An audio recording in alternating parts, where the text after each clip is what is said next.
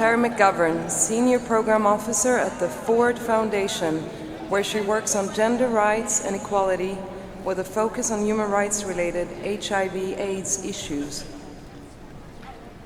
Paul Semugoma is a medical doctor trained in Tanzania and working in Uganda, where he is involved in delivery of services for LGBTI in advocacy to address the gaps in HIV prevention and sexuality education, and in education and building capacity for sexual minorities, both nationally and regionally.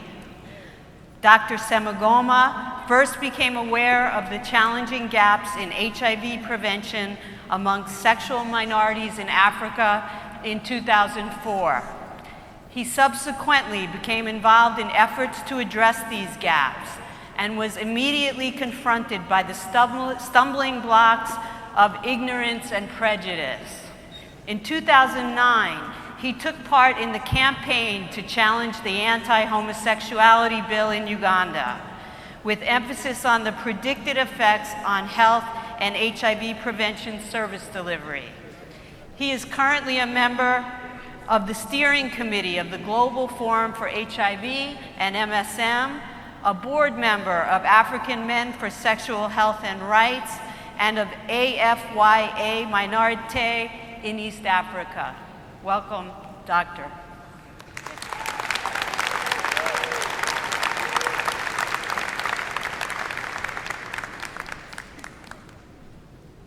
Thank you very much. After that rousing introduction, I feel so unready to be here, but I am here. We've had a wonderful conference. We've been talking about all the major advances which have been happening throughout the world concerning HIV. HIV is a major challenge, but we as the world, we as the people of the world have been able to deal with it. Now we are talking about turning the tide together for HIV. All of us together, but also talking about specific populations. And it is men who have sex with men that I'm concerned with. A brief overview of my talk. I'm going to talk about gay men and other MSM, the burden of HIV that they bear, about clinical care and HIV prevention, and then the barriers to progress, because these are the most important things. We are able to turn the tide, but there are barriers to progress, with a few case studies, including my country, Uganda, and then a call to action. Men who have sex with men exist everywhere. You know, it's kind of interesting to start like that. When we talk about men who have sex with men, actually, I am also a man who has sex with men. Woo! Yeah. It's a major and important point to point out that men who have sex with men exist everywhere. Because if we say that they don't exist, then we don't know how to deal with them. We don't know how to get to the challenges that we have in HIV prevention with them. Looking at this map, these are the latest statistics on HIV prevalence amongst men who have sex with men. It's a beautiful map. It shows the prevalence over all the world. But in this day and age, in the fourth decade of the HIV epidemic, pandemic, we do still have countries in the world which do not have HIV statistics for men who have sex with men. What is the problem there? There is a huge denial that they exist. I want to tell you a story about the patient who changed my life. This was in 2004. I was by then a medical doctor. I had studied in two medical schools. That is Muhimbili Medical Center in the University of Dar es Salaam. And I had also studied at Makerere University. I'd had a bit of work up country, and then I'd gone back to Kampala, which is the capital city of Uganda, to start work in private practice. As I said, I'm a gay man. I had been dealing with HIV amongst Ugandans, and I knew it as a disease that is spread by sex. But I had not been confronted by then by the fact that HIV is also spread by gay sex. I didn't have that link. So I was faced by this guy. He was gay, I knew him. He had bisexual practices, meaning he used to sleep with men, and at a point in time he had slept with women. And he had been recently diagnosed with HIV. One of the things that he told me was, one of my lovers must have slept with a woman. And I was like, I think you didn't sleep with a woman at this particular point. You must have got it from your lover. But his point was, since I've been seeing all these nice photos of men and women, and the government telling us, be careful, love carefully, these are the ones who spread HIV. It is the women who gave it to us. But he also asked me a question: how do I protect my lovers? And that was the question that changed my life. Because I knew at that particular moment that I didn't know how to protect him, how to give him the information, how to tell him to protect his lovers. And that was the changing point, because I then discovered that because I didn't know, I was ignorant, I was in sort of denial because I was a gay man, and I am still a gay man, and I just needed to know. I had access to the internet, and I quickly educated myself, something which we all have to do, because it is important that we leap from being just friendly to MSM, to men who have sex with men, to being competent in care. Now, this ignorance and denial, it didn't happen just with me. It is also with everybody. Just a few months ago, about 3 months ago in Uganda, the first LGBTI clinic was opened by one of the groups, one of the LGBT groups. They are saying that, well, we do not have a clinic. The doctors don't really know the problems that we have, and we need a clinic. So they got funding, very good. Put the clinic in Kampala, very good. And then made sure that the government didn't know. But then what touched me was that 3 doctors were asked in Uganda that, what do you think about this? They were saying, we do not discriminate because we are doctors, which is fantastic. But then they said, we do not discriminate because we do not ask about sexual orientation. Now, if you do not ask about sexual orientation, then that means that you are not aware that men who have sex in men actually come and sit with you in the consultation room, and that men who have sex with men actually have a higher risk of HIV. This ignorance is part of what is there. So, we have to ask ourselves the question: are we going to have an AIDS-free generation without including MSM? Actually, the answer from the science that we have is that no, we are not going to do that. Most of these figures, I'm getting them from the pull-out in the Lancet, which all of you have in your bags. Now, this is a global prevalence of HIV and MSM compared with the regional adult prevalence in 2010. What I would like you to see is that these are figures from all over the world. And it is consistent. That pink bar is higher, generally higher, all over the world for MSM as compared to the general population. Now, this is a matter of fact. This is something which is on and on and on, even in the countries which do not have HIV figures for MSM. This is something which is ongoing. We cannot deny it. This is another figure. Okay, it is about HIV prevalence among black MSM versus black populations across the diaspora. Now, what does it mean? We have HIV high amongst MSM, men who have sex with men. But we also have disparities in care, in HIV prevalence, in care, in how these populations actually do have contact with the rest of the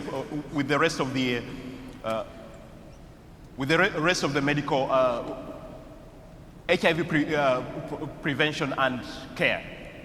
Now, what does that mean? We have HIV prevalence disparities among black MSM versus the general population. In the US, it is 72 times more likely to be HIV positive when you're a black MSM. In Canada, it is 73 times. In the UK, it is 111 times more likely. These disparities persist between black and white throughout the treatment cascade. You know, when we're talking about HIV prevention and treatment, we have people who have HIV. We have those who are diagnosed positive. We go on to the point of care where we are putting them on drugs and they have viral suppression. The fact is, we still have differences even amongst MSM populations. Now, these problems persist. We have suboptimal care, which means that men who have sex with men are reticent to disclose the fears they have because of stigmatization. That's what was happening in Uganda.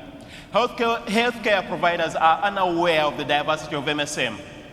One of my friends here in DC told me, oh yeah, I fell sick and I went to a clinic. And the healthcare provider told me, I'm going to take an HIV test.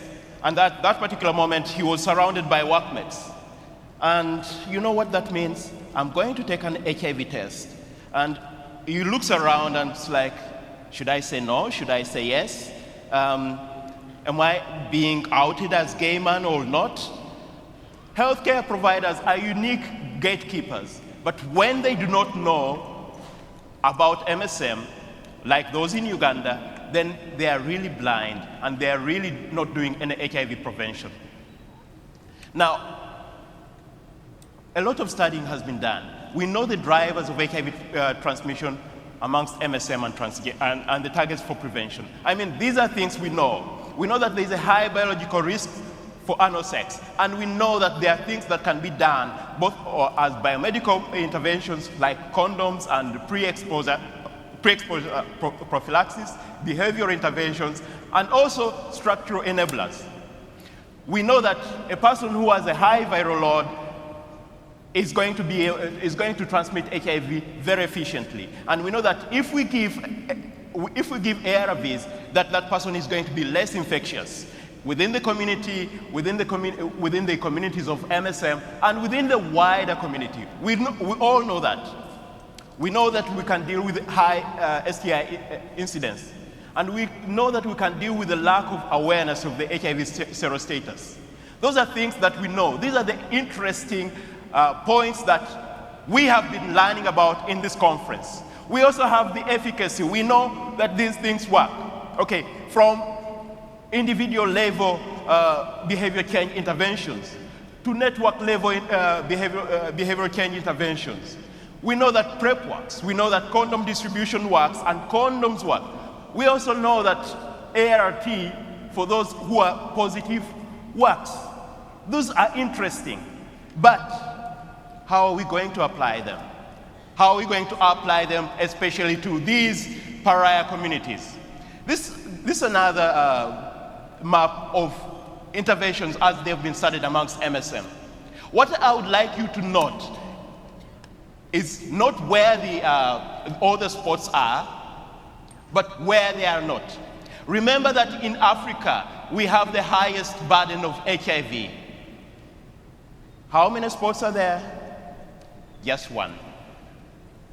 Now, what are the problems? Criminalization.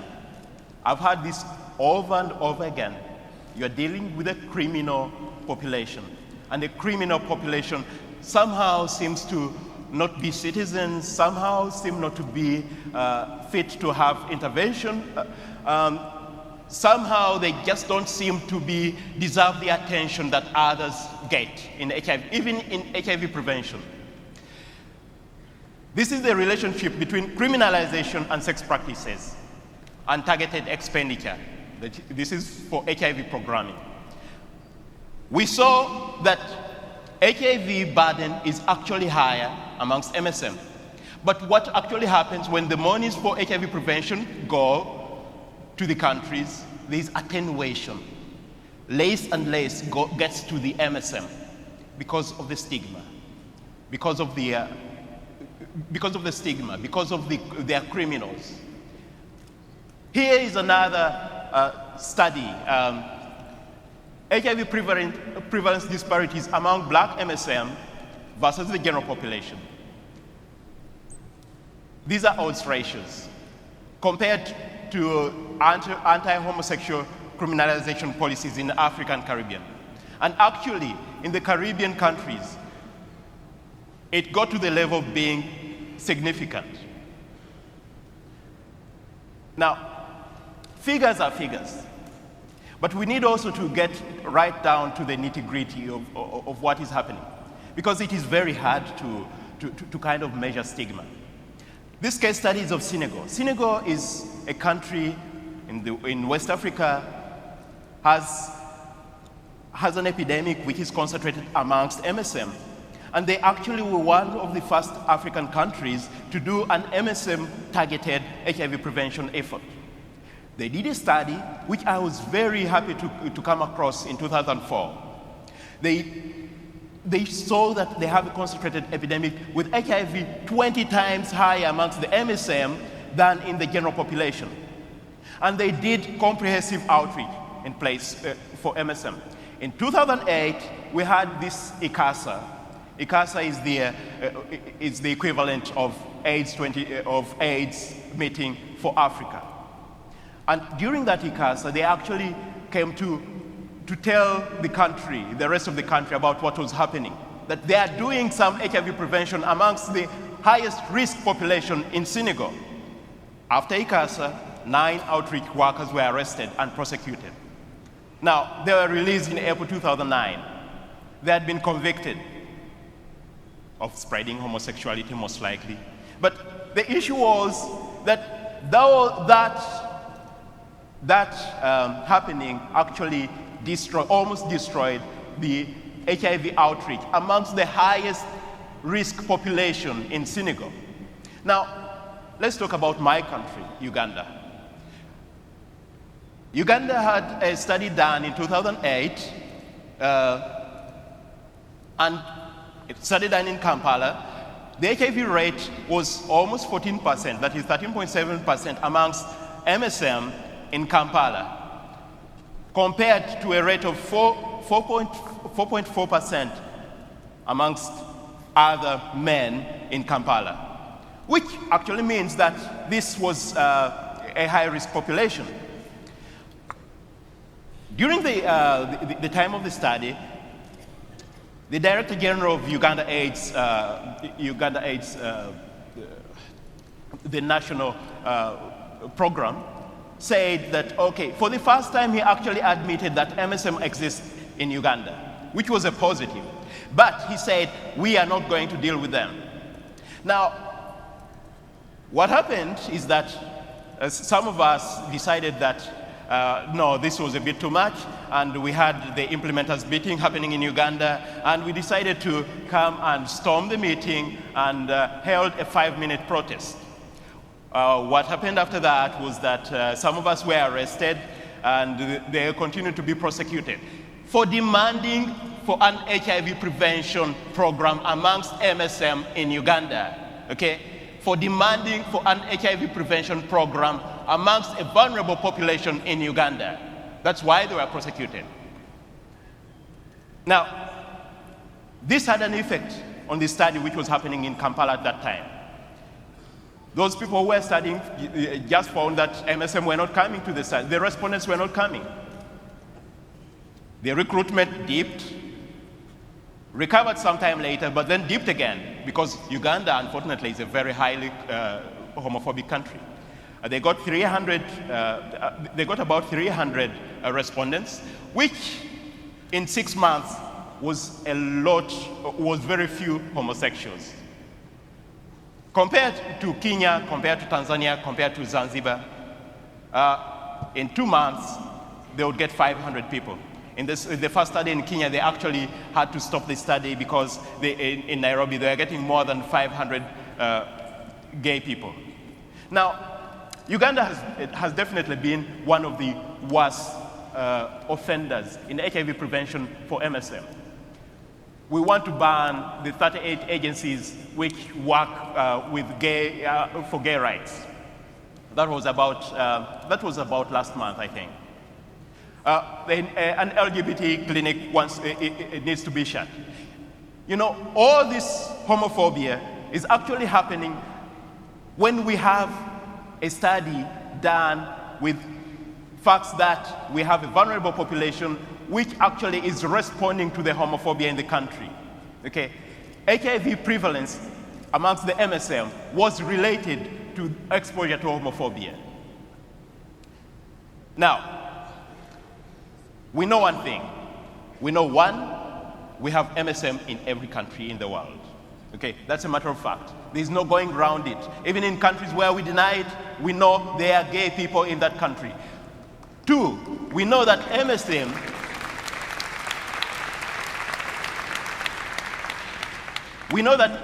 are at a high risk of HIV. That is a matter of fact. We are not getting around it.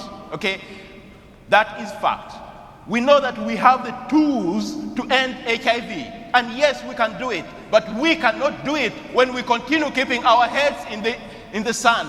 We have to acknowledge that these groups are there. We have to acknowledge that we have the tools to deal with them, and we have to go ahead and bite the bullet and say, yes, we can do something about HIV prevention.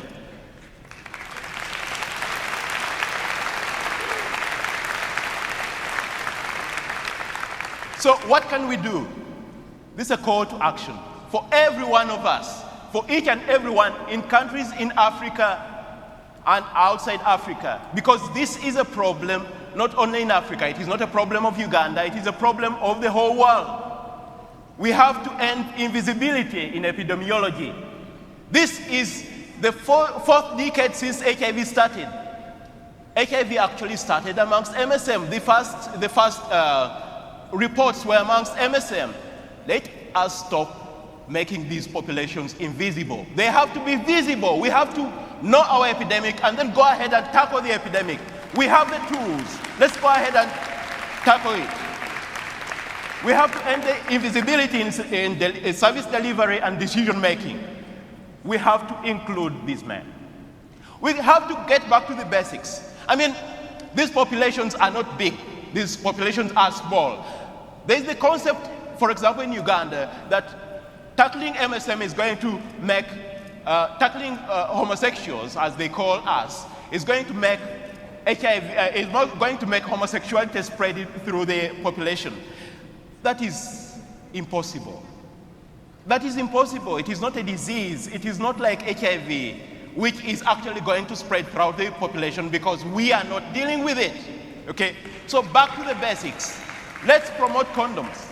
And let's remember that amongst MSM, condoms go with lube. Let's remember the and lube. It has to be lubrication. There has to be condom-compatible lubricant, which means water-based lubricant, or silicone-based lubricant. But we should not let these people use oil-based lubricants which destroy the condoms and make the condoms useless. Baer and others calculated that 134 million is needed for condoms and lubricants to avert 25% of global MSM infections in the next 10 years. That is not expensive. You know, when we get to the point of fact of saying that we can deal with these problems, then we know that it is not expensive. There are many things that we can do. There are inputs including the epidemiology, the HIV prevalence, the HIV incidence, which was studied and we only know about incidence in only 3 countries. Recent, dealing with undiagnosed HIV positives, dealing with recent STIs. That is all part of epidemiology. Social setting, criminalization, access to condoms and condom-compatible lubricant, availability of providers to treat MSM, and then the clinical factors, viral suppression, treatment of diagnosed STIs, regular engagement in care. All these things can be done, okay? We overcome the barriers to prevention. We expand access using evidence-based services. We coordinate donor and country plans and demand accountability, targets, and assessment of what works.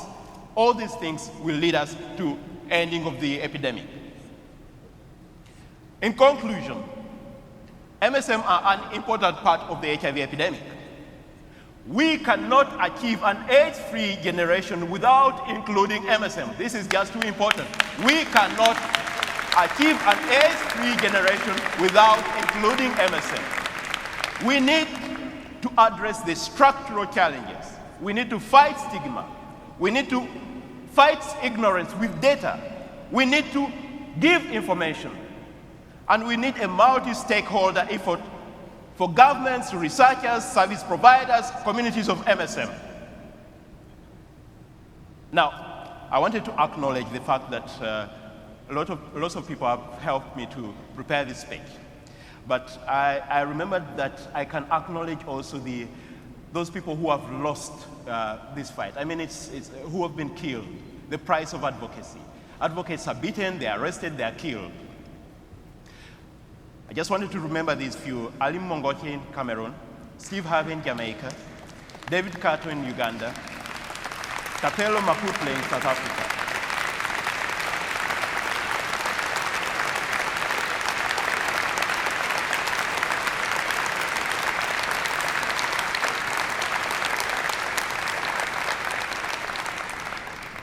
One of my most enduring memories of David Kato is of him when we went into the implementers meeting, when he wanted to engage the speakers, and then running very fast on Speak Road with the police behind him. They wanted to arrest him because we had barnstormed the implementers meeting. Many stories are untold and unreported. It is tough to achieve comprehensive HIV prevention and treatment in this context. But it has been done. It has been done before. It is being done now. It is going to be done again. We have tried, and they continue to try. And last of all, I want to acknowledge my partner. We took this photo in the Great Rift Valley, Trade of Mankind. Yeah, Brian, I love you.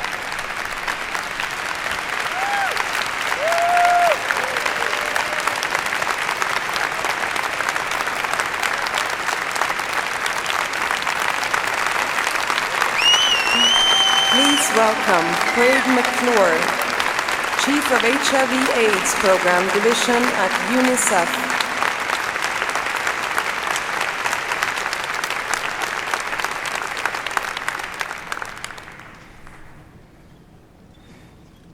Fantastic. Ending AIDS will require the scale up of what we know works. The basic programmatic activities of condom promotion and distribution, male circumcision, treatment, including what we've called up till now PMTCT, to protect health and to prevent transmission. Targeted approaches for key populations, including harm reduction for people who use drugs, and behavior change, communication, and education that works. But the scale up and the impact of these basic activities cannot be optimized without laws, policies, and programs that protect the rights and ensure the access and full and meaningful participation of sex workers.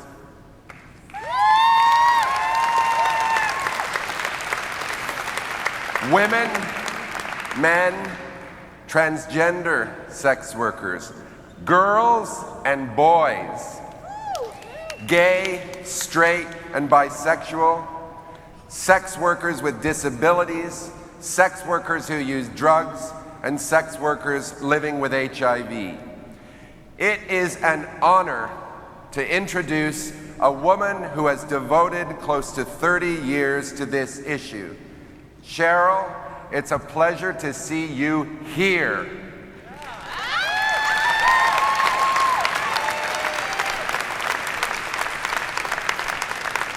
Cheryl Overs founded a sex worker organization which pioneered harm reduction, rights advocacy, and peer education in Melbourne in the early 80s.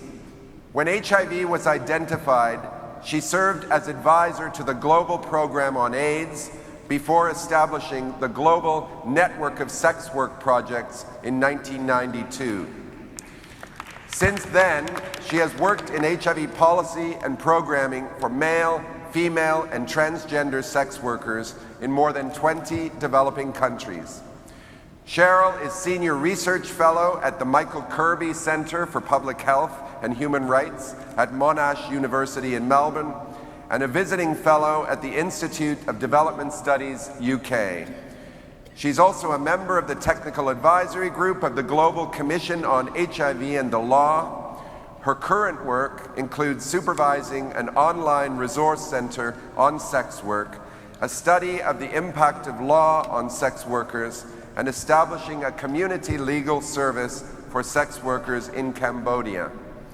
As well as academic publications, Cheryl has written several key resources on sex work and HIV, including Understanding Sex Work and the New Era of HIV Prevention and Care, and most recently, Only Rights Can Stop the Wrongs. Cheryl Overs, welcome.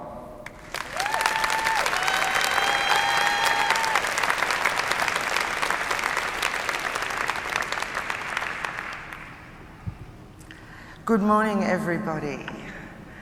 I hope you're not bored at all with the tide metaphor yet, because you're going to get some more of it. Just like in a real tide, there are many waves that make up the metaphoric tide that we're here to talk about turning. And as my introduction from Craig explained, my place in the metaphor is on a beach. And these are some of the waves washing up on that beach where we sit and, where we sit, why is this not? There we go.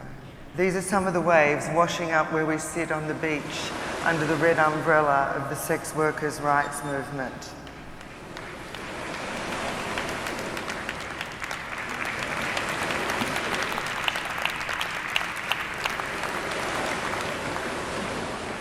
Oh, it's not on there.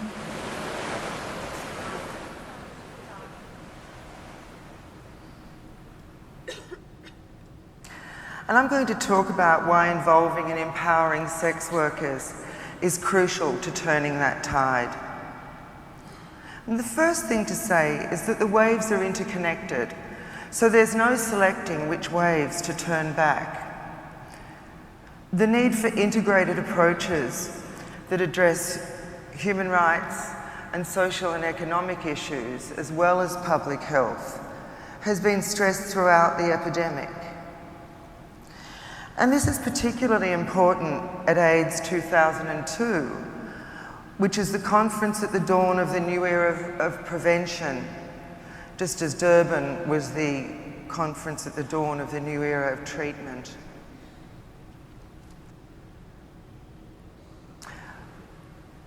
The new era of treatment is prevention, antiretroviral-based microbicides and pre-exposure prophylaxis, has been rightly described by Michelle Sidibe as game-changing. And the optimism at this conference is palpable. Millie Katana summed up that the world, especially the women folk, are desperate for a technology that will put the power for preventing HIV in the hands of women. But alongside that hope is tension between those who want to shift resources away from education and community responses to biomedical approaches and those who don't. The Robert Carr doctrine warns that scientific advances will be wasted when people are denied access to services or they can't access them safely. And some of us are asking, is there really a product or a medicine that can change the power balance between sex workers and their clients?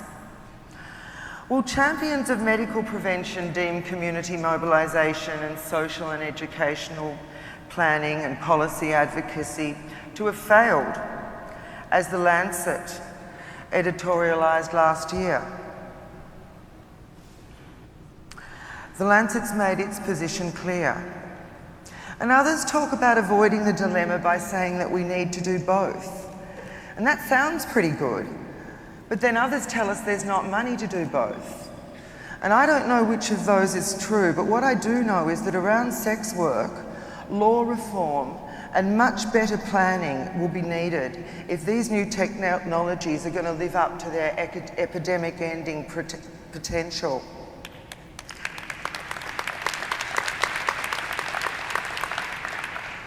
The risks to sex workers of all genders will be enormous if condoms are replaced by partially effective HIV methods that don't protect against STIs or unwanted pregnancies. I mean, it's good to talk about an extra tool in the prevention toolkit, but it doesn't fall easily on sex workers' ears that they're still going to have to get their clients to use condoms. Sex workers know their clients. And they know that there'll be increased demand for condomless sex. And clients are already talking on the internet about how the new HIV pill is going to liberate them from rubber. And sex workers also understand that they work in an industry. And like all businesses, market forces and workplace practices play a far greater role in determining what happens than negotiation between individuals. And they also know that just as it was for the old prevention methods, the cost and the responsibility for the new methods will be on them, not on their clients. And when peer educators hear about the new technologies, they immediately realise that they're going to have to learn to share very new and very complex information, including with clients who've consistently proven to be one of the most difficult populations to convince throughout the epidemic. And I do mean convince there, they're not hard to reach. I'm sure I'm reaching hundreds in this very room right now.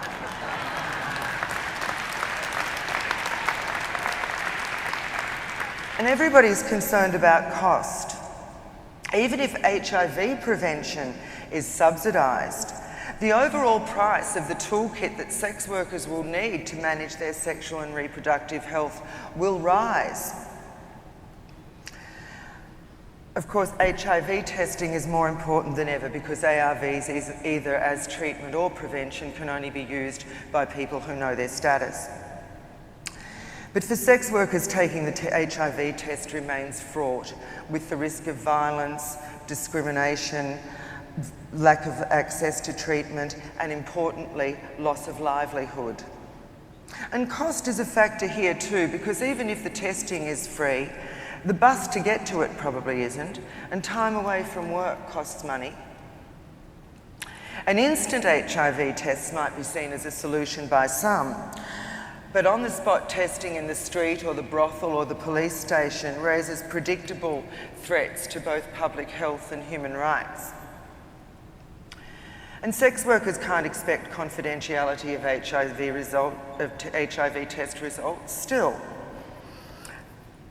HIV test results can and do lead to criminal prosecutions of sex workers. In several states of the United States, the misdemeanor of prostitution becomes a felony if the person selling sex is also living with HIV. And positive results are often shared with brothel owners, authorities, and even the public. And one particularly outrageous example is when authorities post photographs of HIV-positive sex workers on the internet in some kind of misguided attempt at HIV prevention.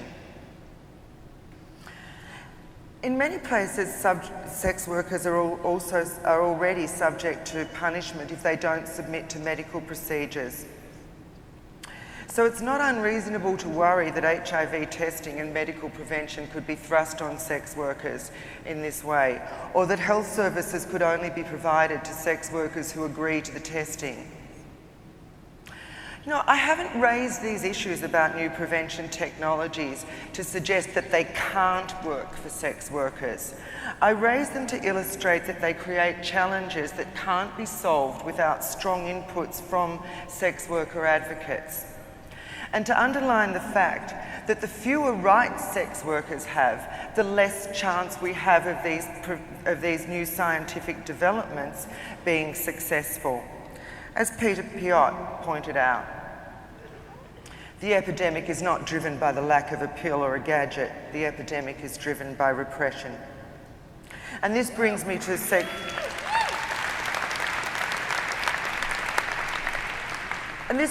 to law and policy. Sex workers from Sweden to Singapore to Swaziland all say that the greatest threat to their health and human rights is the law that prevents them from accessing, that makes it impossible to find safe places to work and prevents them from having the same protections as other workers and other citizens. Conference delegates will have by now seen the famous red umbrellas waving and heard sex workers demanding decriminalization, highlighting violence, and condemning the United States anti-prostitution pledge. But perhaps the greatest rage is against the distorted accounts of exploitation and human trafficking that are used to justify increasingly repressive laws and violent raids. And I'd like to show you what a so-called rescue looks like from the mobile phone of a sex worker. Oh, no. That's...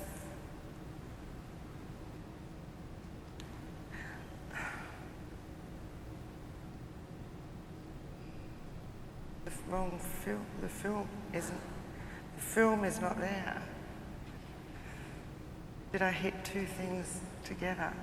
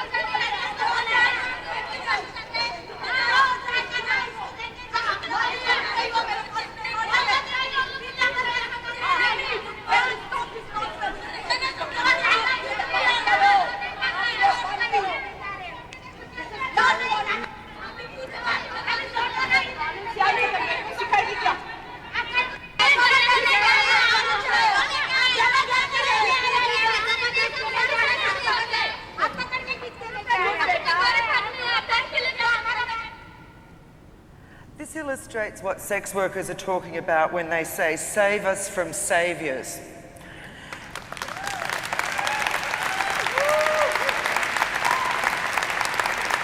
And you know, even without violent raids like that, the criminal law shapes the sex industry. It creates workplaces that are so inherently dangerous that the workers in them can't be made safe by any pill or any gadget or any service. And these are some images from Italy that struck me as an unambiguous illustration of that. No one could mistake this for a safe place to work in any sense, and the used condoms everywhere certainly don't mean that every act was risk-free. And any HIV-positive woman here is probably amongst the least likely people in Europe to access HIV care, let alone any other sort of health care. Look, these women shouldn't be there, that's clear to everybody. But everybody wants them taken somewhere different. A village, a university, a beauty parlour, a prison cell, or a place where sex can be sold legally. And no doubt the various women there would choose different options if they were ever given the choice. Even the jail option might be chosen if anybody is being held against their will. But the point is that while migrant sex workers are deprived of rights and the law prohibits legal places to sell sex, these mattresses will stay in these bushes.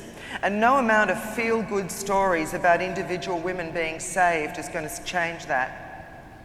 So while others moralise and theorise, the only removal that's actually likely to happen here is police action that'll send the workers fleeing, they'll be deported, and the whole thing will be banished to an even more dangerous place. We don't need a legal framework that aims to get prevention services to sex workers in dangerous places. We need a law that gets commercial sex out of dangerous places and into safe ones.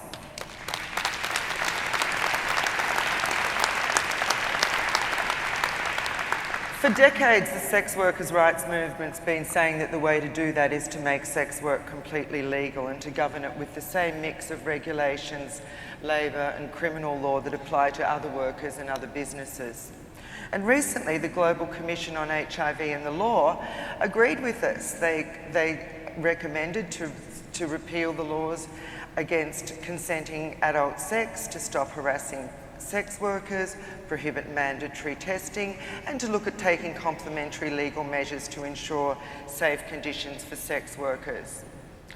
But you know, at the same time, it's inevitable that the word decriminalization scares some governments. So we need strategies that don't set off moral panics. And we've heard many examples of this here, including prosecuting violence against sex workers, ending arbitrary detention, issuing sex workers national identity cards or passports, and stopping the condoms as evidence. Ridiculousness. In the UK, the government is backing an initiative called the Ugly Mug Scheme that distributes information about violent clients amongst sex workers. And legal services and courts are playing a role too. There have been some important court decisions that render sex workers eligible for services and legal protections. And smart action and policy like this is cost effective, especially where the decision to adopt is only to stop doing something that's free. Conference speakers usually make a case that their constituency deserves a bigger slice of the resource pie. And that barely needs to be said for sex work, where clearly allocations are disproportionately low. But this painting by sex workers for the Global Fund carries an important message about better use of resources. Sex workers deliver value for money. And we created the slogan, Sex Workers Part of the Solution, to emphasise sex workers' role in the response. Empowered sex worker communities have resisted not just risky sex, but violent police and thugs, loan sharks, child abusers, drug dealers, missionaries, traffickers, quacks, and everybody else who comes to take advantage of their lack of protection. Individual sex workers have proven that they can be far more than underpaid peer educators and survey respondents. They can be policy makers, program managers, researchers, and they can operate credit cooperatives and conduct campaigns against violence, child abuse and exploitation. And over the years, we've developed a series of stories about these that you can see in the Making Sex Work Safe collection on the NSWP website. And this is one from the Dominican Republic that better play this time. Yo comencé como de 14 años del inicio, que decían que todas las trabajadoras sexuales se infectaban de VIH, que ellas eran las que pegaban el SIDA. Entonces, Ahí nosotros juntándonos, viendo la problemática que tenían las mujeres, surgió la idea de formar el movimiento de Mujeres Unidas.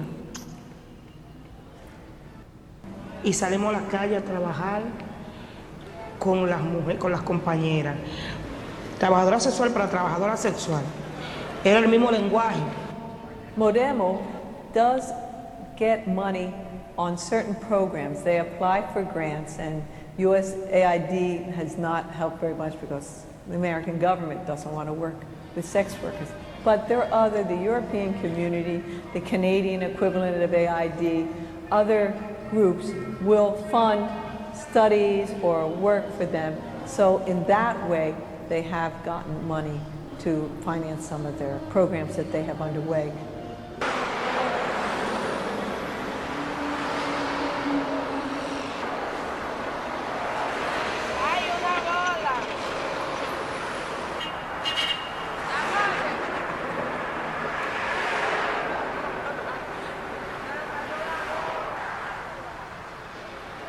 Porque yo soy miembro de Modemo, entonces yo voy y le doy charla a la muchacha de los negocios. Yo salgo 3 veces a la semana a darle una charla a las muchachas de los negocios de prevención de VIH-Sida.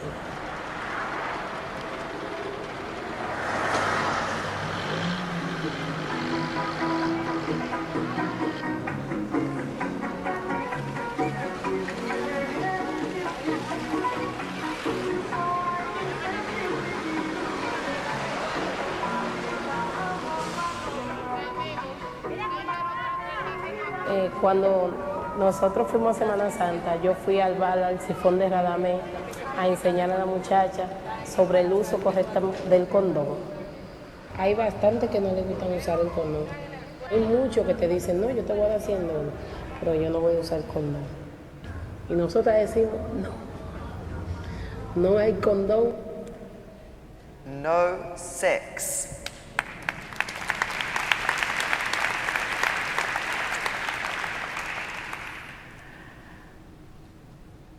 Modemo and organisations like it have been extremely successful. In the sex workers' rights movement, we never had any doubt that the largest declines in HIV and STIs would be achieved by programs that fully involved sex workers and addressed clients. You know, the global program on AIDS drew that conclusion in 1991 with the scant data available at the time. And now extensive analysis of contemporary data reaches the same conclusion. The folks from Johns Hopkins will be presenting on that this afternoon, I think. Nevertheless, clients continue to be largely ignored, and almost all HIV funding is channeled through agencies who establish the style and the content and the personnel of programs. And it's in this context that I want to echo the words of my friend and colleague, Elena Hanaga, coordinator of Retrosex, the Latin American network of sex workers. At AIDS 2008 in Mexico, she challenged donors to direct resources and therefore power directly to sex workers. And I conclude in her spirit with my list of targeted messages, beginning with those for donors and program planners. We need more support for educational, social and structural programs now more than ever. If those resources are decreased, the new prevention technologies will fail and they may even cause harm. And stop wasting money on programs that sex workers are telling you don't work. Far too much is spent on useless stuff. Rehabilitation's one example, but there's plenty more. And if you'd like to hear more about that, speak to any of the sex workers here. To researchers and the organisations rolling out the new prevention technologies, you must engage with sex workers as advocates, not just as survey respondents.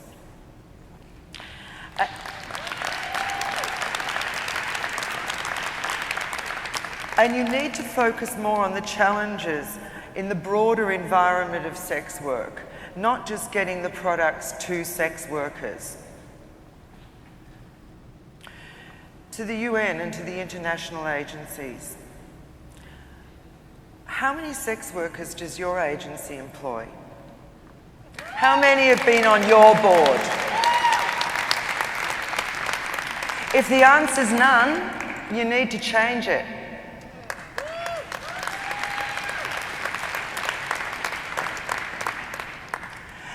We hear a lot about evidence-based programming, based both HIV programming and anti-trafficking programming on facts. We need facts, and sex workers have those facts, not moralists and fanatics.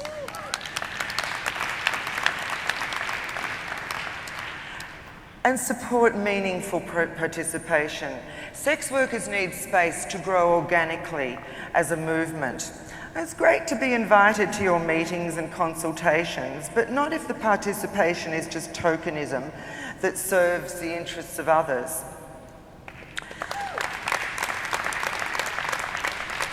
Sex workers need to occupy some uninvited spaces. We need tidy advocacy like this, and like this woman speaking at a very high-level meeting of the UN. But we also need messy activism, and we need space for that.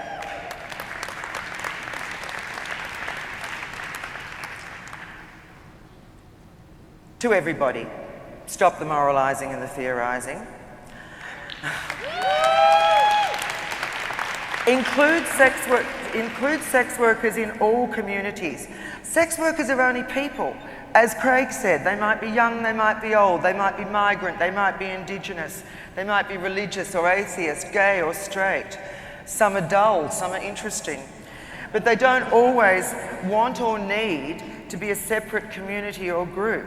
Communities exist in real life, not as epidemiological categories configured around HIV funding.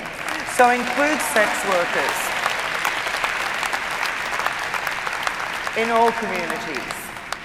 And look, don't buy into this business about diverting resources from social and behavioural programs to medical prevention. They're talking code.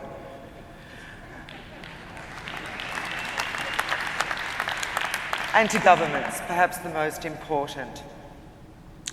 Make adult sex work legal, obviously. Some countries have no excuse not to do that immediately. Criminalise real crime, not sex or HIV. Don't push medical procedures on sex workers. It violates human rights, costs more, and creates gaps through which the most vulnerable fall.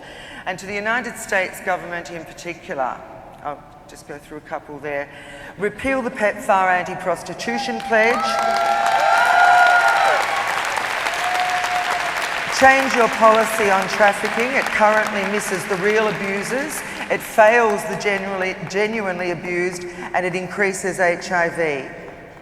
Thirdly, thank you for correctly assessing me as a person worthy of entering the country, but no thanks for excluding my friends. Revise the immigration law to allow sex workers to enter the US. It's ridiculous that we're here talking about turning the tide together while sex workers and drug users are prohibited from the conference and are watching from Calcutta and Kiev. This contravenes everything that has ever been said about HIV and human rights. Sorry, I'm coming right now. 1 second more. Thanks to my fellow seafarers and lifesavers, and in particular thank you to the IAS staff who have been absolutely wonderful, and particularly to Bibi Loff, my co-author, the first person who ever mentioned the idea of sex workers' rights to me when I was 18 years old. Happy birthday too, Bibi. To the NSWP, there's the network address, you can see it all there. And finally, I just want to pay tribute to two great Americans, Norma Jean Almodovar, a sex worker activist who was jailed in California after exposing police corruption, and Carol Lee, who's here in the audience, the woman who invented the term sex worker, and in doing so, who illuminated the path to the solution. Sex work is work. Thank you very much.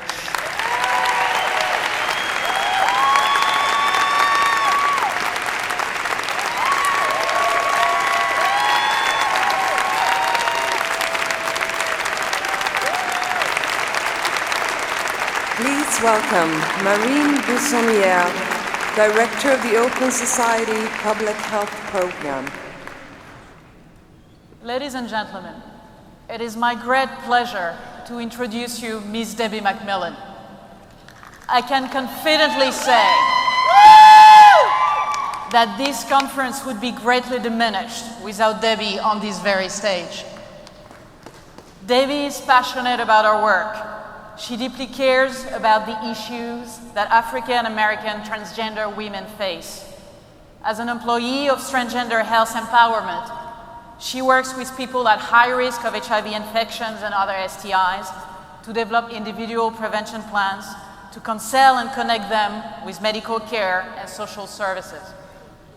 Born and raised in Washington, D.C., educated in D.C.'s public school, and currently an undergraduate at the University of the District of Columbia, where she sits on the Dean's List, Debbie speaks for the residents of this city.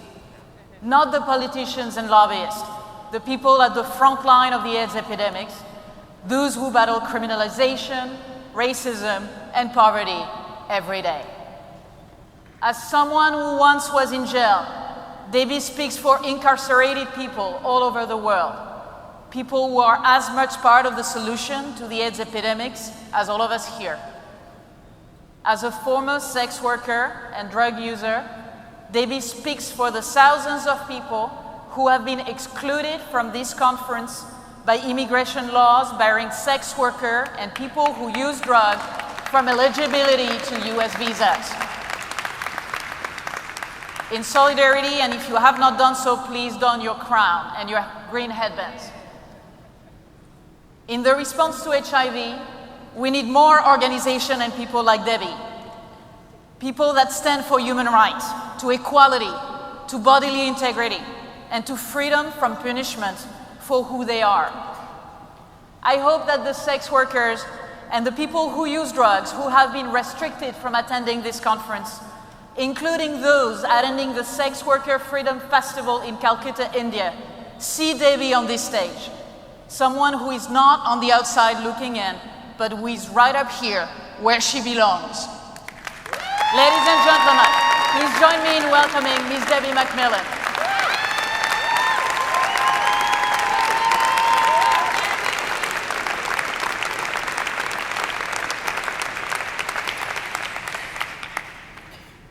Good morning, and thank you all for being here. Before I give my presentation, I'd like to invite you to watch messages from my peers around the world.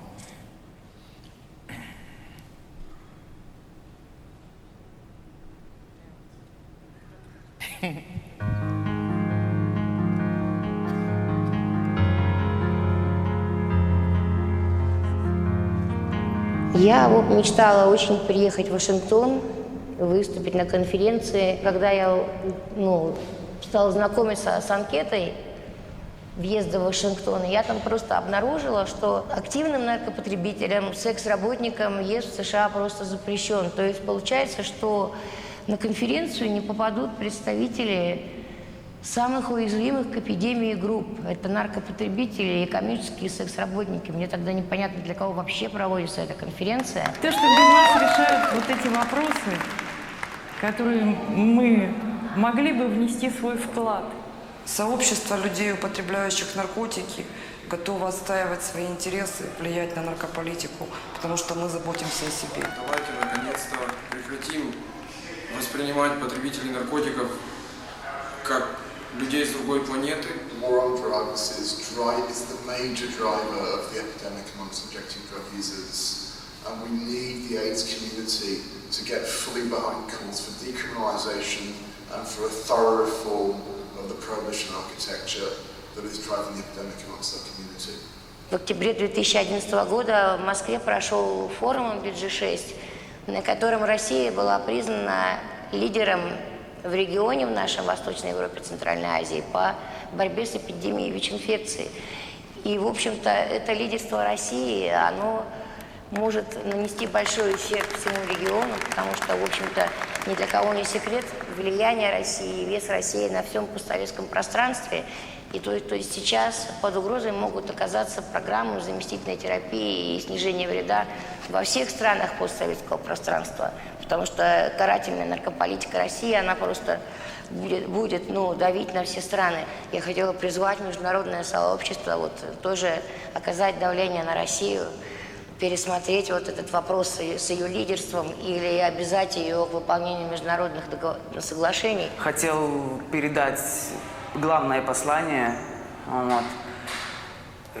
глобальному фонду, чтобы глобальный фонд не лишал нас возможности в будущем иметь заместительную терапию, и с уходом глобального фонда мы просто останемся одни с нашей проблемой, и наше государство не будет нас поддерживать с нашими проблемами. Если бы я приняла участие в конференции в Вашингтоне, мое послание было бы от человека человеку. О том, что мы все люди, мы все равны. United States have already fixed one mistake, which was a ban for HIV-positive people to enter the country. It was not an achievement, it was just a mistake that was fixed. Now I think it's a time to fix another one. Я очень надеюсь, что в следующий раз, когда конференция будет проходить на территории Соединенных Штатов Америки, я со своим диагнозом наркозависимость буду иметь возможность присутствовать на этой конференции.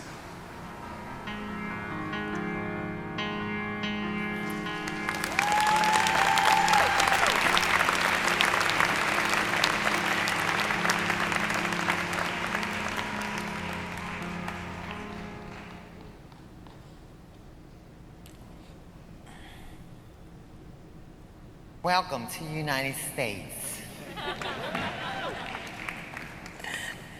We've missed you for the last 22 years. I want to especially thank the IIS for giving me this opportunity to speak to you all. It's a privilege. Who am I? Like most people, the sum of who I am is much more than my individual traits. However, there are facts that categorize me as high risk in the HIV world. I'm African American, I'm a transgender woman, I used to be a drug user, I used to be a sex worker, I used to be incarcerated. For 20 years, I lived a life that virtually guaranteed that I would contract HIV. That shouldn't mean that I was then or am now irrelevant.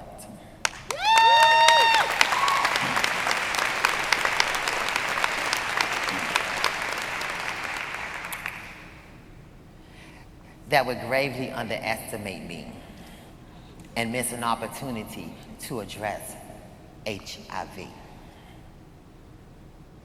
I'm here today because I represent people at the heart of the AIDS crisis, a small group with a big problem.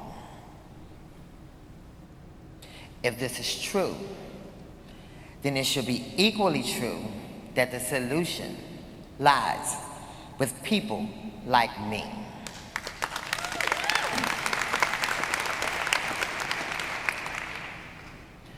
When people like me are included in the design and policy and programming, these programs are much more successful. They are much less so when we are not consulted. While everyone in high-risk populations that I represent are individuals with their own set of circumstances, the broad outlines of my story are not uncommon. I went to the street alone at 14. It seemed the only place for someone like me. I became a commercial sex worker because I believed that that was the only occupation for someone like me. I got high to dull the reality of the things I had to do to survive that life.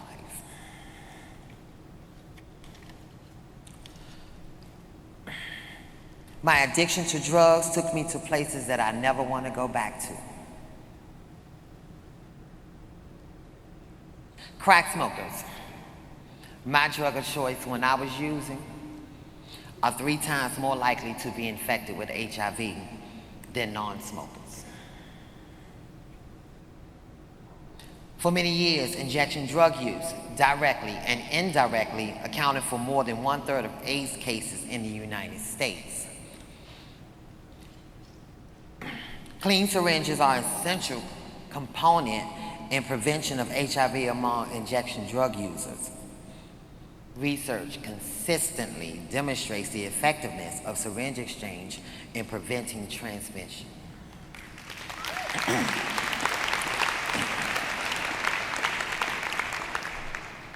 But syringe exchange programs are prohibited from receiving federal funds in the United States. In fact, Congress just last year reestablished that funding ban.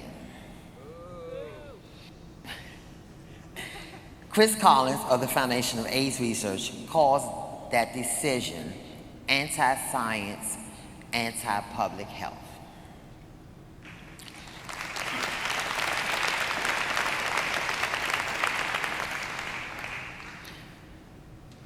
But I don't need research to know that this is true. I've seen it myself, both on the street and later when I worked with HIPS, an organization that provides syringes, clean syringes to other sex workers and other services. Drug use and sex work go together like power and money. You can have one without the other, but it doesn't happen often, and it didn't happen with me. It's hard to get good data on the rate of HIV among sex workers, but I can tell you that out there, infection is considered inevitable. Having HIV drive sex workers further into the shadows, further into depression and despair, and leads to more drug use. In this country, drug use and sex work are crimes themselves. No matter how risky life is on the outside, being in prison is worse. After one of many arrests for prostitution, I was sent to a men's prison. I was housed in a wing with murderers and rapists. I'm sure you can guess what happened. Nothing is gained by describing those details. I could have gotten HIV anywhere, but I'm convinced I got it in prison. Americans are sent to prison every day just for using drugs. In fact, the United States incarcerates more of its citizens than any other country on the planet. This ensures that we get multiple public health problems instead of just one. Instead of helping users identify and decrease risky behavior, the American legal system punished them in a way that significantly increases the chances of HIV infection. If you really look hard at drug addiction, you'll see that it's just a symptom. For me, it was the stigma I experienced for most of my life as a transgender woman. Data isn't uniformly collected for transgender populations, so we don't know how many of us in the United States are infected with HIV. What data there is indicates high rates.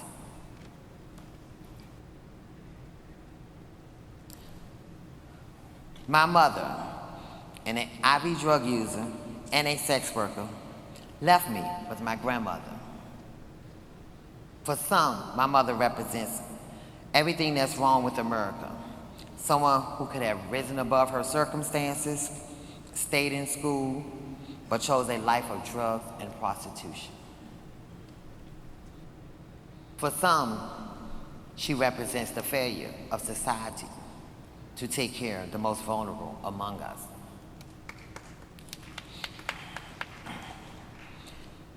To me, my mother was the only person who ever completely accepted me as I am.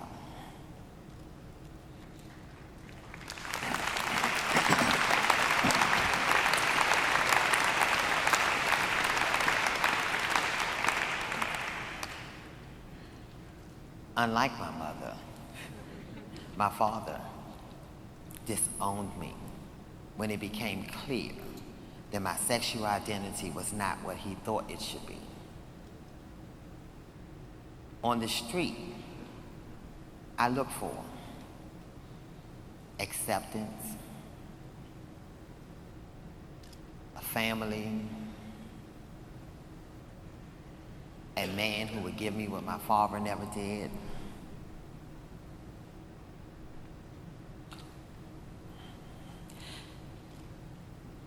At some point, my mother was infected with HIV.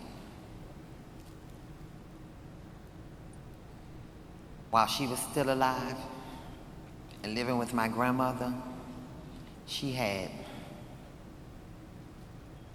1 cup, 1 fork, 1 spoon, 1 plate.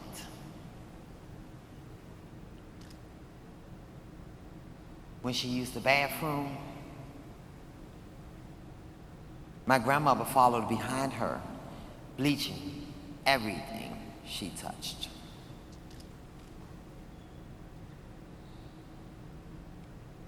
During one of my incarcerations for solicitation, my mother died of complications of AIDS. I had to view my mother's body alone in shackles and handcuffs. 2 months later, I was diagnosed with HIV. I was 20 years old, and I was convinced I was going to die. So there I was, stigma on top of stigma. As a rule, medical personnel don't excel in bedside manner when it comes to transgender people.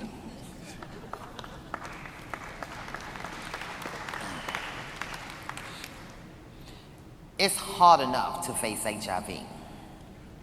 You want a doctor who understands that your entire life changes the instant that you get that diagnosis.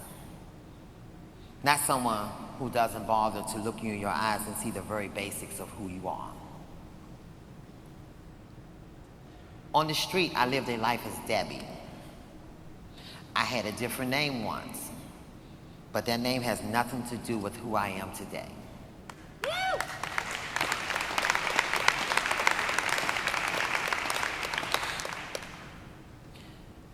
To have a doctor consistently call me by my birth name feels like a punch in the stomach. It feels like 1 cup, 1 fork, 1 spoon, 1 plate.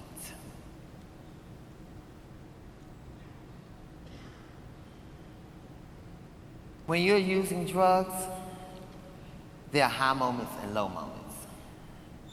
In the high moments, you just want to keep getting high.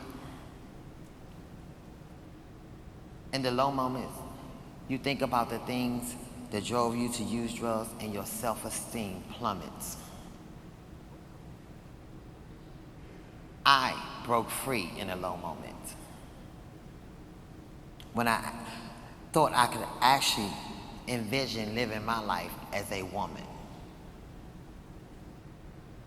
The single wish to actually be Debbie is what made me persevere. I got into the Bridge Back Recovery Program, which was specifically for HIV positive LGBT people. The key to its success was they accepted me 100%.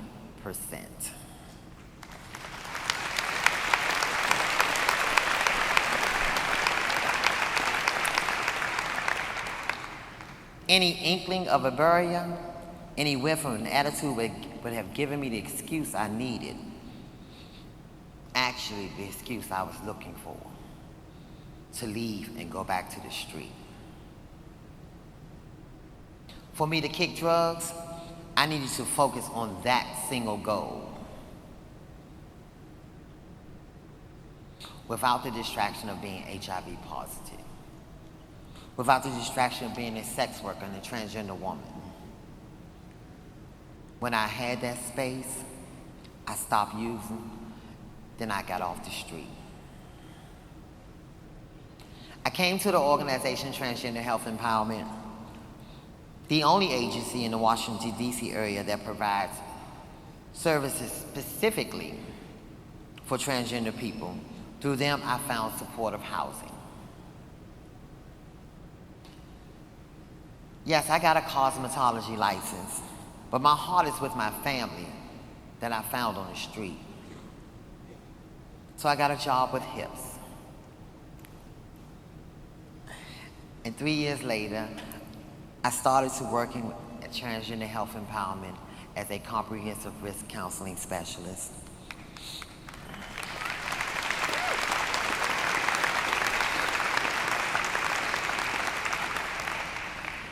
And our primary goal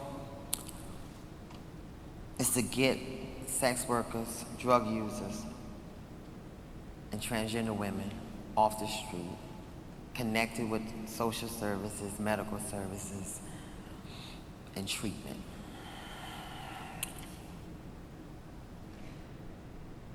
Now I'm Debbie in every sense of the word.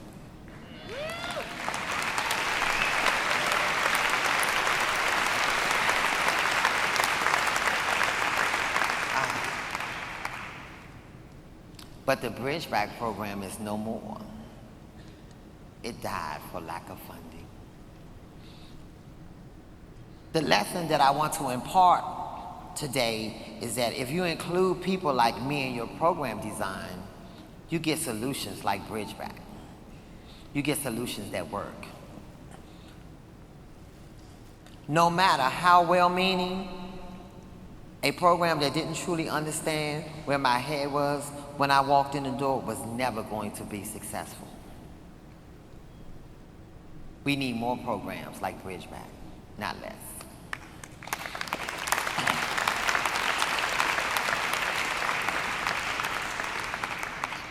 If you include people like me in your advocacy efforts, you get powerful proponents for syringe exchange funding, changes to drug laws. This conference is the perfect venue to discuss what does and what doesn't and work and why. I don't want to be on the outside looking in. I want to collaborate with all of you and my peers in Calcutta and Kiev.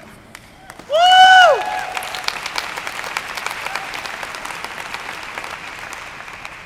Because they can't be here.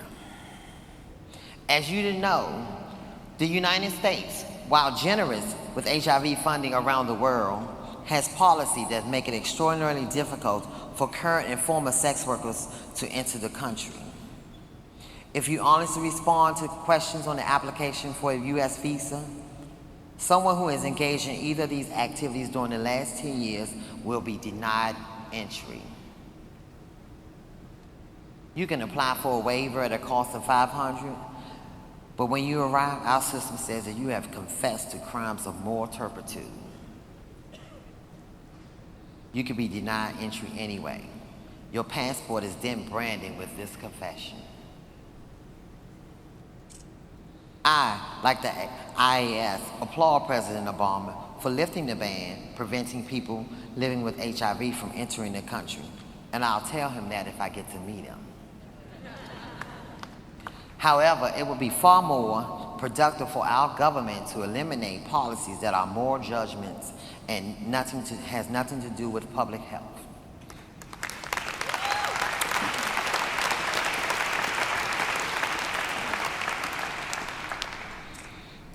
The U.S. entry ban sends a message that people who have a history of drug use or sex work are not actually included in this dialogue. This is a serious setback for the fight against AIDS.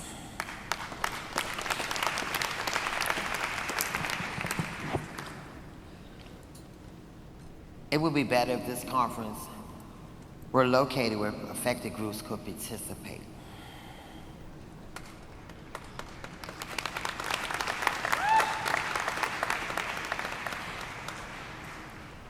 In fact, peer-driven programs often prove to be most successful in combating this epidemic in both sex work and drug use groups. Over and over again, my peers and I have proven our value.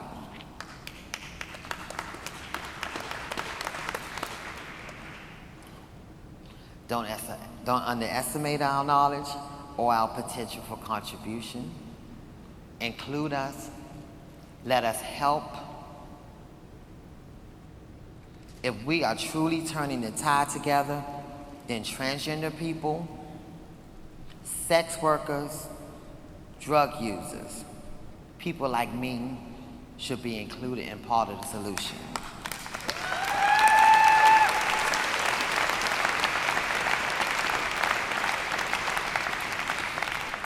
And again, thank you.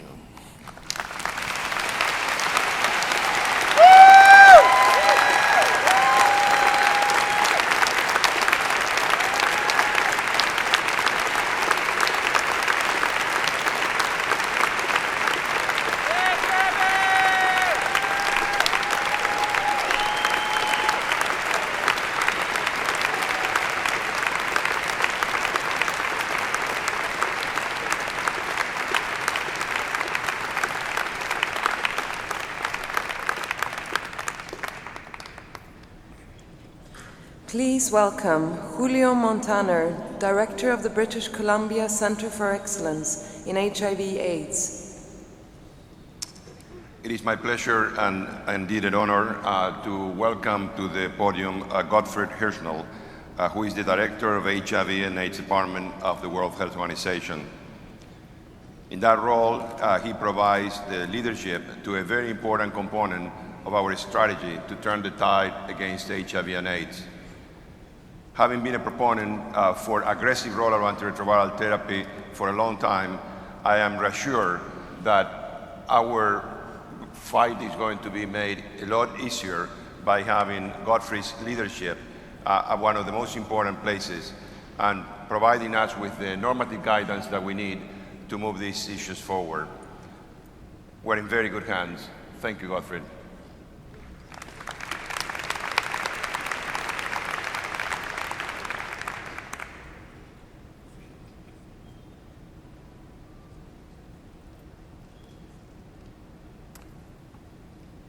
It's not easy to follow Debbie.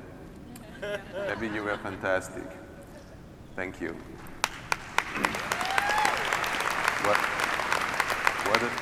What a testimony. And thank you, Julio, for the kind introduction, and thanks for the organizers to having me here. It's a great opportunity. Good morning, colleagues and friends. I think we all agree that we are at a defining moment. An overarching issue of this talk, and indeed of the conference, is how to use ARVs most strategically, certainly with a view towards ending the epidemic. I would like to highlight 3 issues. First, As we work towards our current goal of 15 million in 2015, can we reach this goal? I will argue that we can. My second question is whether it will be sufficient to achieve optimal treatment and prevention impact, and whether we shouldn't think and plan now beyond the 15 million.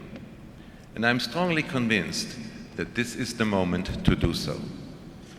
Finally, if indeed we want to set the bar higher, how could that be done?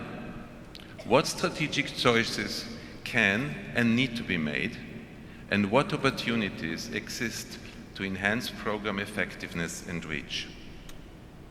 Let me start with the tremendously good news of this conference. 8 million people had obtained access to ART by the end of 2011. This is an increase of about 1.4 million, or 20% in the last 12 months.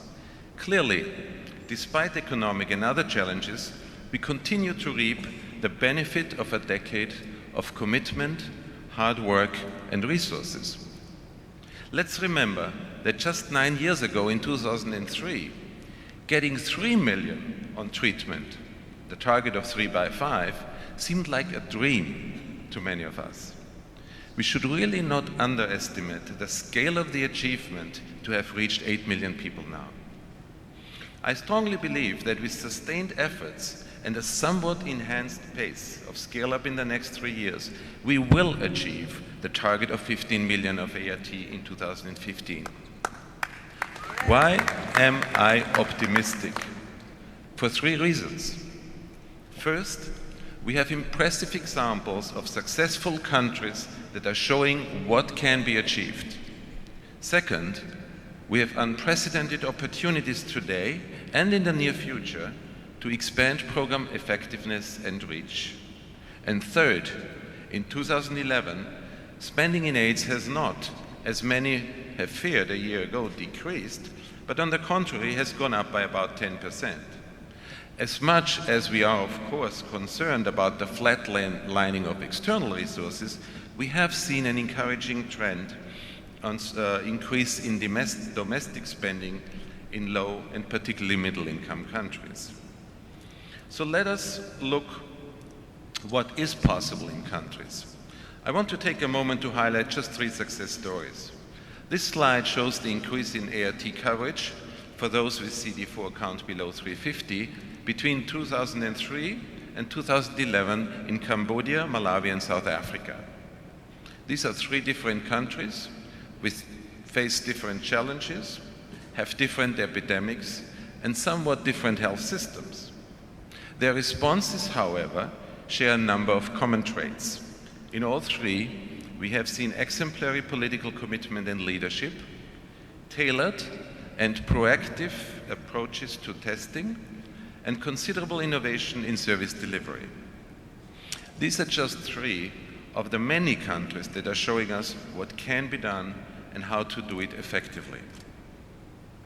At the same time, there's wide variation in scale-up across countries, regions, and populations. The persistently low coverage in Eastern Europe and Central Asia, shown in red, and North Africa, the Middle East, shown in purple, remains a great concern. By comparison, Sub-Saharan Africa, shown in green, even with its high disease burden and health system constraints, is making extraordinary progress, having now achieved 62% adult coverage. Disparities between populations also persist, and we've just heard 3 examples. At 28%, coverage for children continues to lag well behind adults. And while there may be reasons, there's absolutely no excuse for this. Key populations also have disproportionately low access. As one example, data from Europe and Central Asia consistently show injection drug users, while accounting for 2/3 of those living with HIV, still have low treatment coverage of less than 10%. As we have just heard this morning from my speaker colleagues, Other groups, including MSM, transgender persons, and sex workers, have similar barriers to accessing appropriate services, including ART. It is unacceptable, as coverage expands overall at global level, that these inequities are not being more aggressively addressed.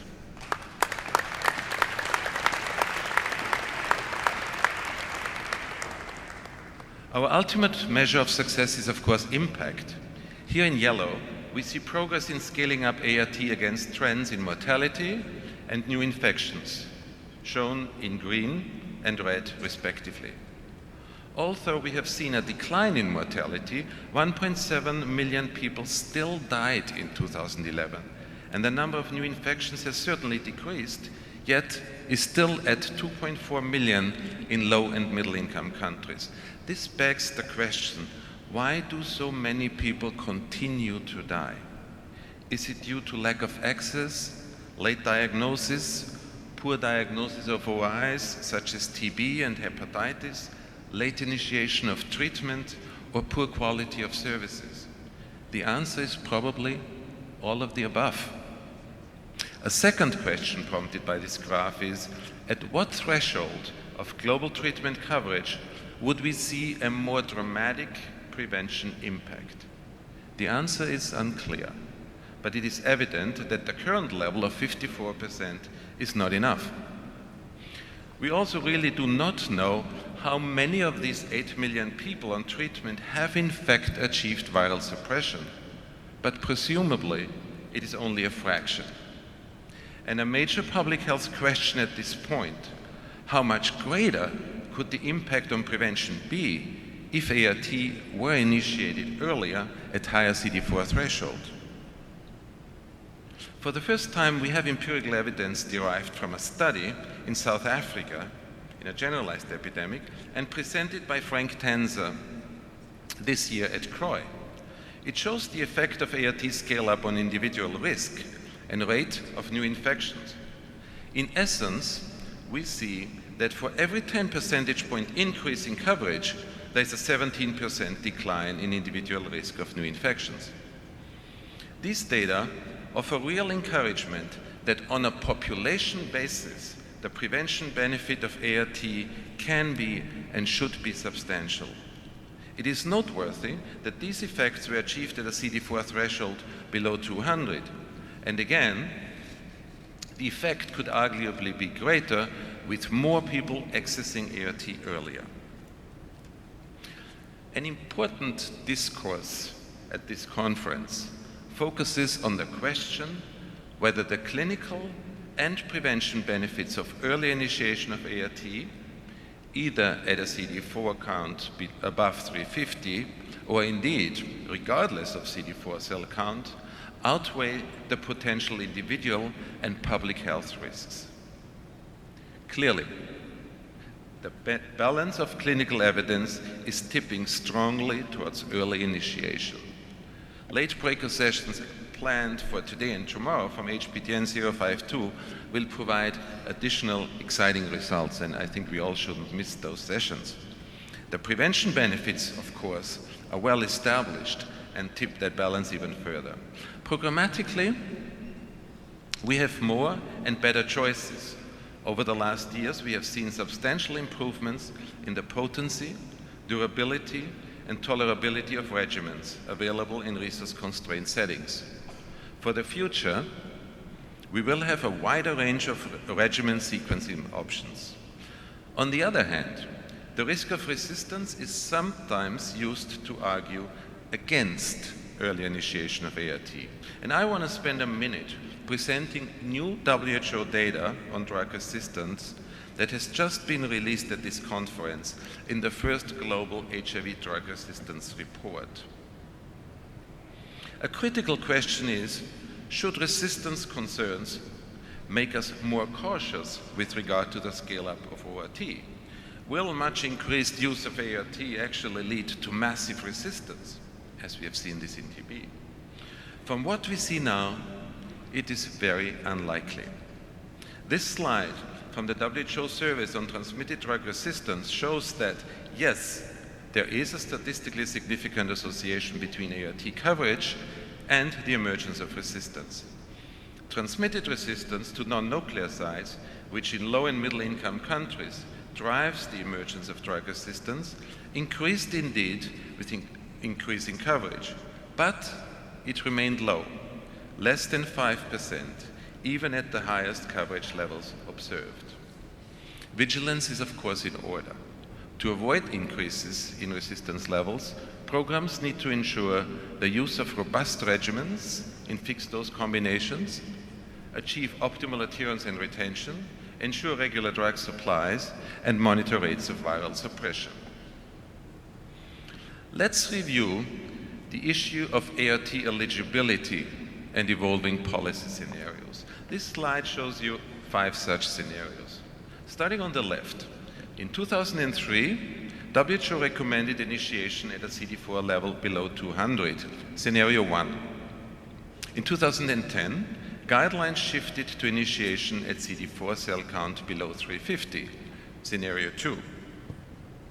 Current WHO guidance broadly corresponds with scenario 3, highlighted here in yellow, that is, a recommendation to initiate ART at a CD4 cell count below 350, plus considering ways to enhance the prevention benefit in certain populations through treatment as prevention or TASP. Scenario 4, initiation at a CD4 count below 500, shown here in shaded yellow, is currently the subject of a systematic review of evidence commissioned by WHO. And the outcome of this review will inform the next generation of WHO guidelines supposedly released in early 2013. Scenario 5, commonly referred to as the test and treat approach, stipulates regular testing and immediate offering of treatment for all at any CD4 level. Initiating ART at higher CD4 counts, in other words, shifting progressively from scenarios 1 through to 5, means that the number of people eligible for ART would grow. Current estimates of eligibility are shown in the arrow at the top of the slide and range from 11 million in scenario 1 to 32 million in scenario 5, that is treating all people living with HIV in low and middle income countries. It is noteworthy that the transition between scenarios 2 and 3, by which I mean incrementally adding TASP for serodiscordant couples, pregnant women, and key populations, would increase the current estimate of those in need from 15 million to around 23 million. Clearly, offering ART to millions of people earlier will have cost implications. So, is this a strategic investment? A number of models have assessed the cost effectiveness of the various expanded ART initiation scenarios.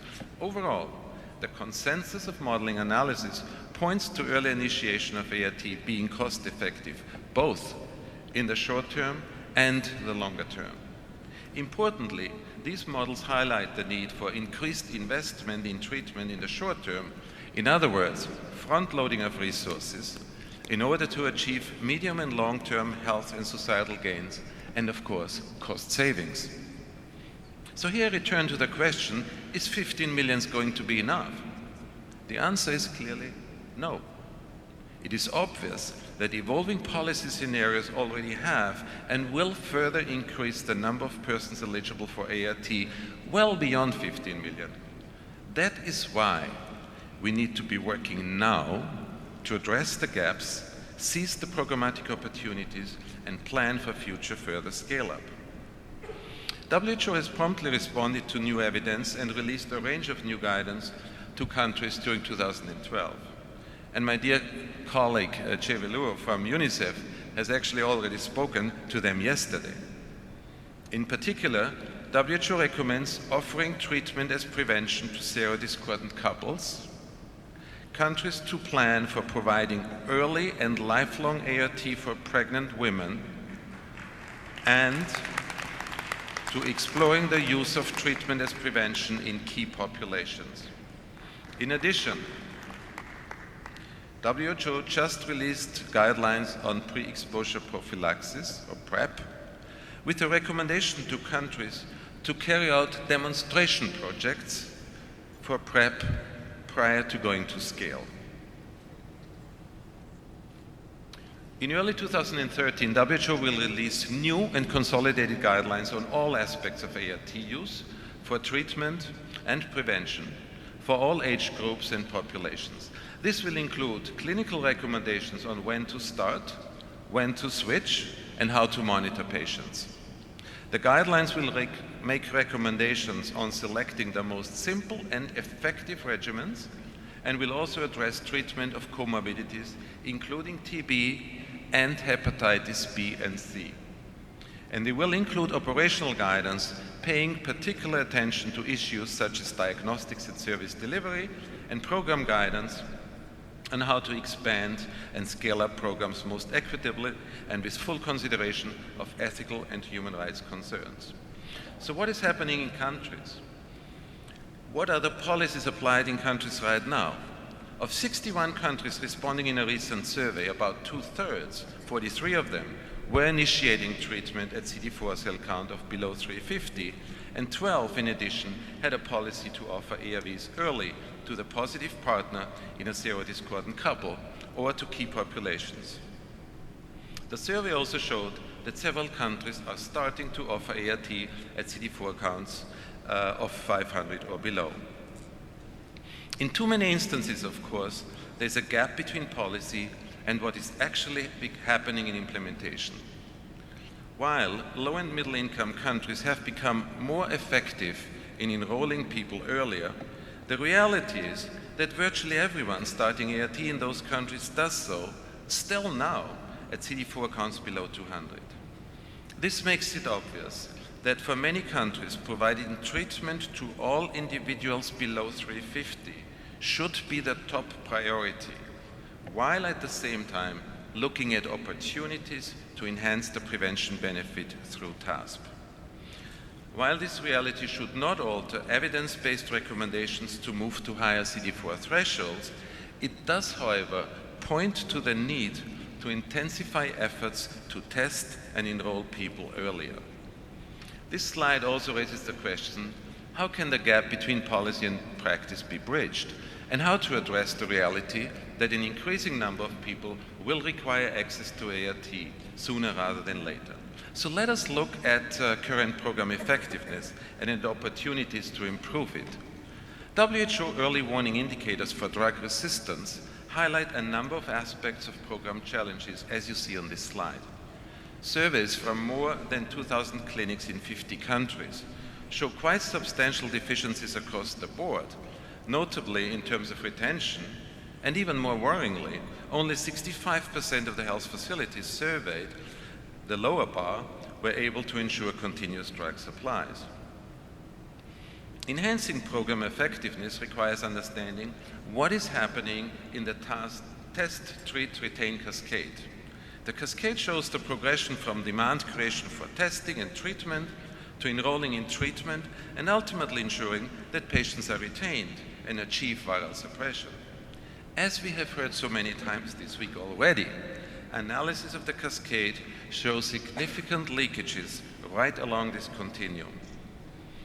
We know that regardless of type of epidemic, health system, or income level, virtually all countries are losing opportunities, and that means people at every step along the cascade. In this group of 6 sub-Saharan African countries, only 25% of those tested went on to start ART. Data from the United States presented earlier this week show that, despite high testing rates, only 28% of individuals who are HIV positive achieve actually viral suppression. This not only compromises treatment outcomes, but prevention benefits as well. A key question every single country, therefore, is how to prevent leakage at various points of the cascade. Clearly, there are a number of areas where we should focus our efforts. First, we must expand, simplify, and also diversify our approaches to HIV testing. We need to offer concrete interventions in the pre-ERT window and eventually shorten if not fully close it, through earlier ART. We have to provide simpler and better drugs for first and second line, as well as diagnostic tests and monitoring tools at point of care. And we need innovation in service delivery to enhance adherence and retention. Let me briefly look at some of those areas in a bit more detail. First, testing. Currently, an estimated 40% of people with HIV globally know their status. For too long, low uptake of testing has been a barrier to accessing ART. As a priority in clinical settings, we need to expand provider-initiated testing and counseling, or PITC. This map shows that most countries in Africa, at different times, have now adopted policies on PITC. What seemed a novel and even controversial approach only 6 years ago is now well accepted, according to a number of studies referred to in this slide. It is, however, insufficiently scaled up between TB and antenatal settings. The stark reality is that many health facilities in generalized epidemics are still not routinely offering HIV testing, and this obviously needs to change. Even if PITC were to be fully implemented, it would likely not be sufficient to achieve the rates of testing that we need to see. Community-based approaches better serve people, particularly those who would otherwise not access testing or health facilities in general. A range of approaches to community-based testing is shown on this slide. All of these are being implemented to different degrees in different settings. What is critical is that countries should strategically select a mix of testing models based on the local epidemic with a view to dramatically improving equity of access and increasing demand for testing and treatment. One new and promising approach I want to highlight is self-testing, a technology that allows someone to perform a test in the privacy of his or her home. This is not without controversy, but tests are becoming increasingly available and are being used. On the other hand, there are obvious challenges in terms of the need for confirmatory testing and potential risks, if not linked to services. I believe it is an approach that we must definitely explore for further use with the right safeguards in place. On the issue of testing overall, let me announce that today WHO launches a key guidance document that addresses strategic combinations of testing approaches in various types of epidemics. It also includes long-awaited guidance on rapid test strategies and algorithms. Turning to drugs. In the context of the Treatment 2.0 initiative, WHO has convened global experts to define a number of important strategies that need to be followed if we are to achieve the most from antiretroviral medicines.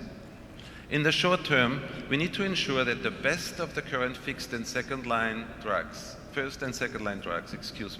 are available in once daily, heat-stable, fixed-dose combinations, and that drugs for children are more palatable.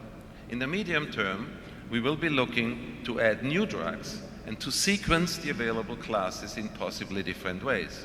And in the longer term, we hope that new therapeutic approaches now being studied, such as induction maintenance strategies, will bear fruit.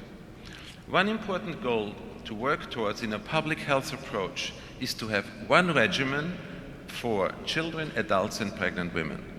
This would be a tremendous step forward in terms of programmatic simplification. This slide highlights the significant cost savings that can result from drug optimization, shown in a recent Lancet infectious disease paper by Crawford. To take the example of tenofovir, a very widely used drug, a combination of optimization strategies could lead to a price reduction of nearly 30%. The study describes other exciting opportunities to substantially reduce costs for other major ARVs, including PIs, by 1 to 2/3. We are also at a very exciting moment in terms of point-of-care diagnostics. With relatively few advances made for the last decade, the market is now evolving rapidly, and we are really on the verge of some major breakthroughs. Point-of-care CD4 tests are just emerging, with 3 products now available, 1 pre-qualified by WHO, and more products in the pipeline. This year we should have, for the first time, a point-of-care test to determine viral load, and in 2013 for early diagnosis in infants. Point-of-care viral load tests at affordable prices will certainly be critically important to simplify patient monitoring and will likely replace CD4 tests to determine treatment success and possibly for treatment initiations. This slide illustrates the challenge of retaining patients over the long term in a number of countries. There are obvious differences between settings. Data reported to WHO show that some countries are able to retain patients over 5 years, while others lose up to 40% in the first 2 years. Clearly, attrition can be minimized, but we need to learn more from those programs that are doing well. So let me conclude. First, global progress on scale-up of ART has been extraordinary. Positive experiences in many countries, together with new opportunities to enhance program reach and effectiveness, are reasons to be confident that the target of 15 million people can be reached by 2015. At the same time, it is of great concern that disparities and inequities persist between countries and regions and for key populations at greatest risk. Specific attention needs to focus on countries that are lagging behind, on eliminating barriers to access, including decriminalization, and to addressing inequities which exist within low, middle, and high-income countries.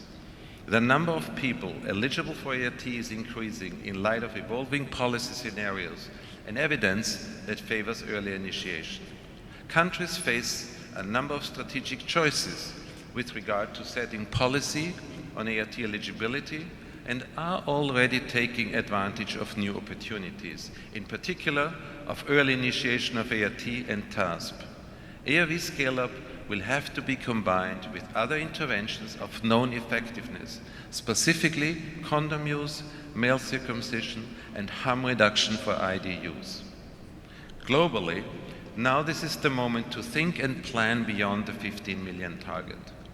That includes assessing the resources that will be needed to optimize the full range of benefits offered by ART, early ART, in combination with other interventions.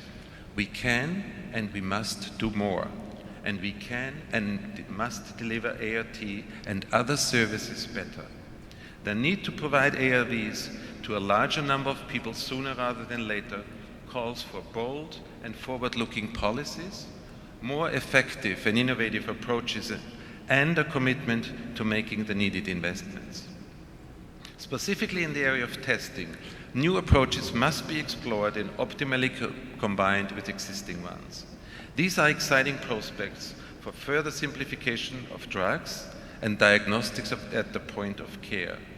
And we see good examples of innovation in service delivery and patient support, including community-based responses, which are essential to ensure optimal adherence and ultimately achieve viral suppression. In summary, if scaled up effectively and strategically, ARVs constitute a hugely powerful tool and will contribute significantly towards ending the epidemic. Now is not the time to be timid. It is critical that our ambition and our commitment match the incredible potential of this moment.